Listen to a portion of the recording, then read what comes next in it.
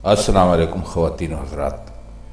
آج مرزا غالب کی جس غزل پر ہم بات کریں گے اس کا پہلا شعر ہے: جور سے باز آئے پر باز آئیں کیا، کہتے ہیں ہم تجھ کو منہ دکھلائیں کیا۔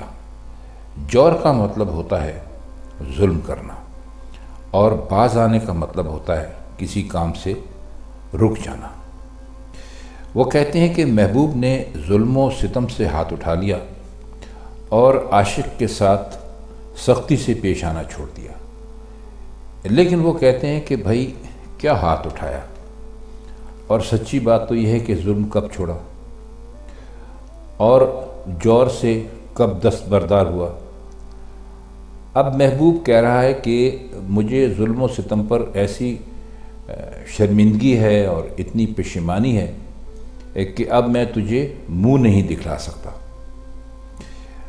اب یہ پشیمانی اور یہ شرمندگی جو ہے وہ ہمارے لیے بہت بڑا ظلم بن گئی ہے، کیونکہ عاشق کے لیے تو بہت ضروری ہے کہ وہ ہر روز اپنے محبوب کا منہ دیکھے۔ اب محبوب شرمندہ ہو گیا، اور اتنا شرمندہ ہو گیا کہ اس نے عاشق کو اپنا منہ دکھانا چھوڑ دیا۔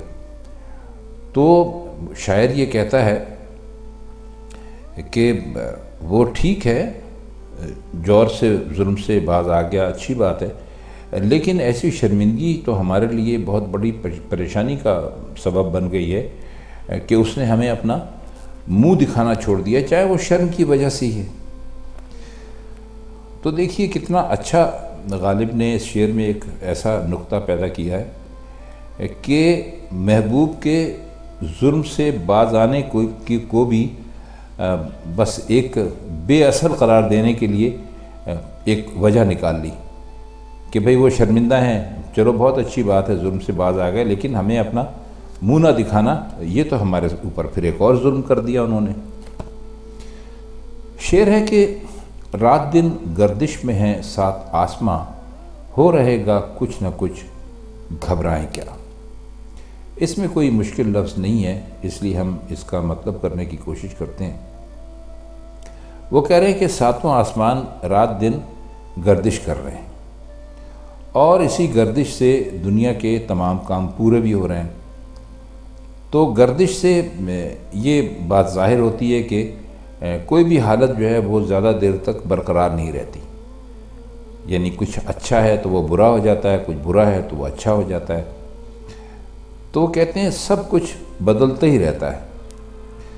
تو وہ فرما رہے ہیں کہ اگر آج ہم یہ پریشانیوں سے اور مصیبت میں مبتلا ہیں تو اس میں گھبرانے کی کون سی وجہ ہے؟ آسمانوں کی جو گردش ہے وہ تو چل رہی ہے، تو جس طرح پہلے والی حالت باقی نہیں رہی، یعنی ہم اچھی حالت سے بری حالت میں آ گئے، بہت راحت اور سکون سے ہم اس مصیبت میں مبتلا ہو گئے، تو یہ حالت بھی باقی نہیں رہے گی، اور کچھ نہ کچھ تو ہو کے ہی رہے گا۔ تو یہی سمجھنا چاہیے کہ جو کچھ ہوگا اچھا ہی ہوگا، پھر پریشان کیوں ہیں۔ شعر ہے کہ لاگ ہو تو اس کو ہم سمجھیں لگاؤ، جب نہ ہو کچھ بھی تو دھوکہ کھائیں کیا۔ لاگ کا مطلب ہوتا ہے دشمنی یا عداوت، اور لگاؤ کا مطلب ہوتا ہے محبت یا دل کا تعلق۔ وہ اتنا اچھا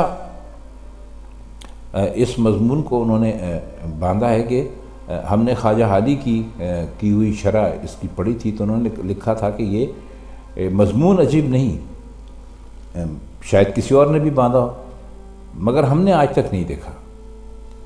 اگر کسی اور نے بھی اس مضمون کے شعر کہا ہوگا تو اتنا اچھا شعر نہیں کہا ہوگا۔ مطلب یہ کہ معشوق کو نہ ہمارے ساتھ دشمنی ہے نہ دوستی ہے۔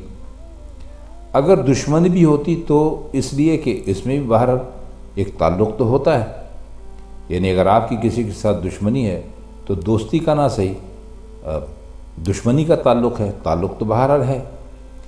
تو وہ کہتے ہیں کہ اگر اس طرح کی کوئی دشمنی کا بھی تعلق ہوتا تو ہم اس کو دوستی سمجھتے، لیکن جب نہ دوستی ہے نہ دشمنی ہے تو پھر ہم کیا اس پر کیا ہم دھوکہ کھائیں۔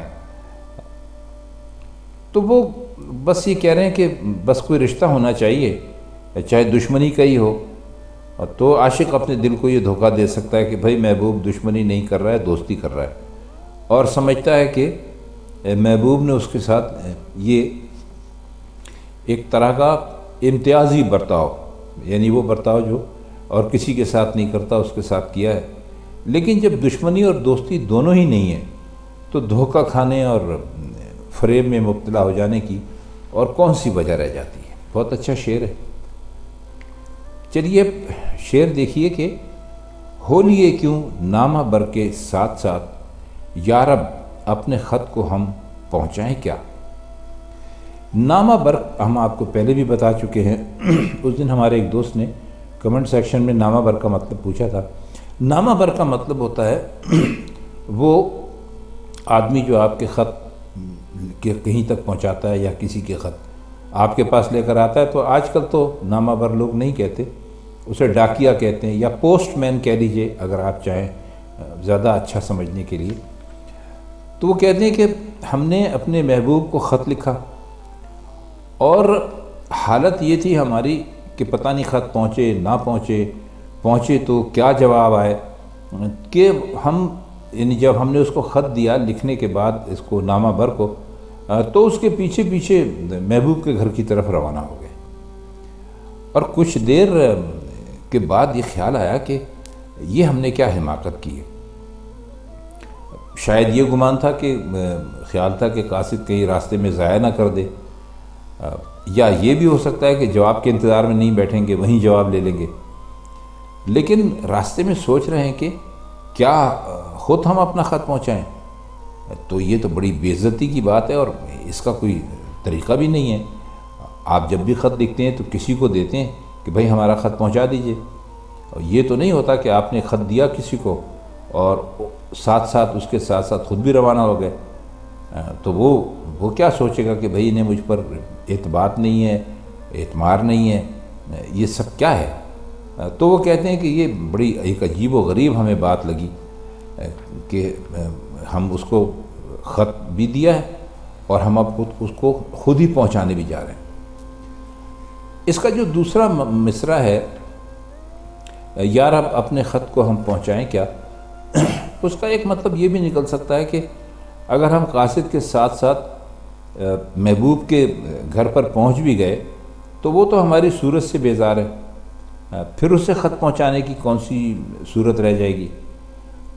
یہاں کیا بمانے کیوں کر سمجھا جائے، اور یا رب جو ہے نا وہ ایک حیرت کے لیے استعمال کر کے آپ دیکھیں تو یہ شعر زیادہ بہتر طریقے سے آپ کی سمجھ میں آئے گا۔ شعر ہے کہ موج خوں سر سے گزر ہی کیوں نہ جائے، آستان یار سے اٹھ جائیں کیا۔ آستان کا مطلب ہوتا ہے کسی کے رہنے کی جگہ، آستان یار یعنی محبوب کا گھر، اور موج خوں کا مطلب ہے خون کی لہر۔ تو وہ کہتے ہیں کہ جب محبوب کے دروازے پر بیٹھ گئے تو وہاں سے اٹھنا عاشق کے لیے بہت ہی شرمندگی کی بات ہے۔ کتنے ہی حادثے پیش آ جائیں، کتنی ہی مصیبتیں نازل ہونے لگیں، یہاں تک کہ خون کی ندی بہنے لگے اور وہ بھی ہمارے ساتھ سے گزر جائے، تو ہم تب بھی اس کا آستانہ محبوب کا در نہیں چھوڑیں گے۔ شعر دیکھیے کہ عمر بھر دیکھا کیے مرنے کی راہ، مر گئے پر دیکھیے دکھلائیں کیا۔